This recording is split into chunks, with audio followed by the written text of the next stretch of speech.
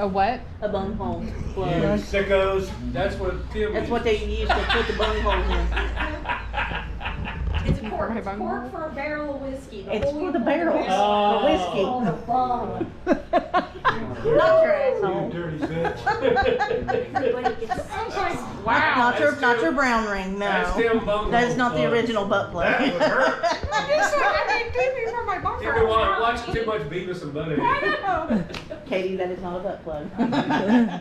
Well, I'd like to welcome you all to the Randolph County Asylum. This is the third asylum to be built here in Randolph County, and the first was built in 1851 on this foundation.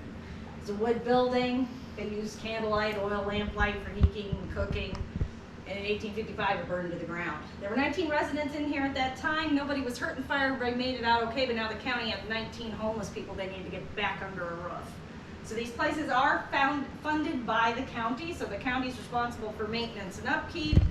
Any foodstuffs not provided by the farm, clothing for residents, medical attention for residents, salary of the superintendents. The county's paying to put the new building up. And anytime you get the government involved, you can guarantee a few things. Quick, cheap, and probably stupid.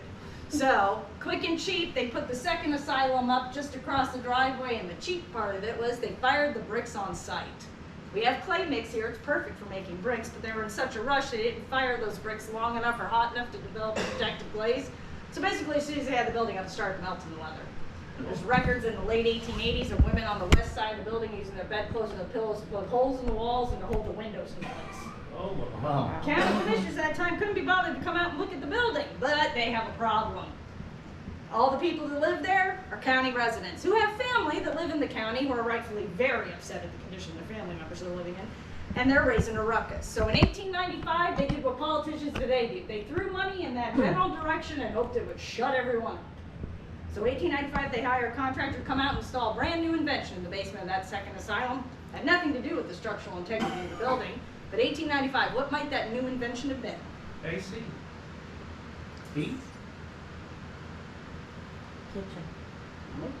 Plumbing? Getting close. Toilet, a flushing toilet. So the contractor comes out, installs the flushing toilet in the basement, runs the drain line from the building all the way back through the woods and into the creek that's back there. It's named as Salt Creek, but nobody ever called it that. They had another name which also begins with an S, ends with a T, and has 4 letters. Shit Creek. So the contractor installs the toilet. A year later, county commissioners are forced to come out because while they could find someone who knew how to install a toilet in the mid-1890s, what they couldn't find was anyone who knew how to fix one. So county commissioners show up out here. They find holes in the walls, windows falling out, and 18 inches of raw sewage in the basement. Nice. And at that point in time, they had to decide whether they're going to try to save that building or build a new one, and they obviously opted to build a new one. This place opened in late December of 1899. And the residents across the way simply packed up their belongings, came over here, picked a room, and settled in. From 1899 until 2006, when this place closed, there were 1,487 people that called this place home. And that includes the superintendents and their families. The other purpose this area serves involves another cost incurred by the county, and that was in the case of someone's death.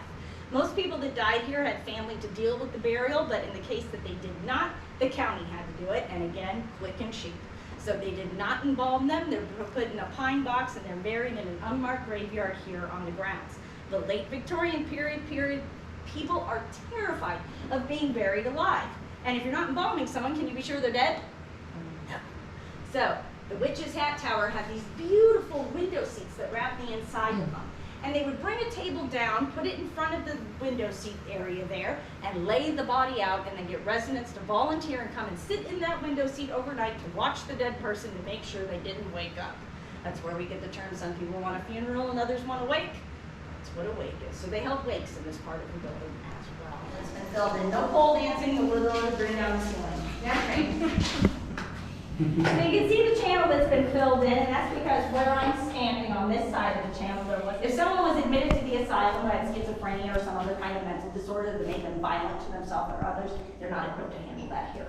So they would bring them down, they would put them in the small cell, and then call the state police. And the state police would come and pick them up and take them to either Richmond or Muncie, depending on what facility had space for them. We don't have records of anybody being down here for more than just a few hours before the state police arrived, so this was never a long-term situation for anyone, but it is part of this place's history.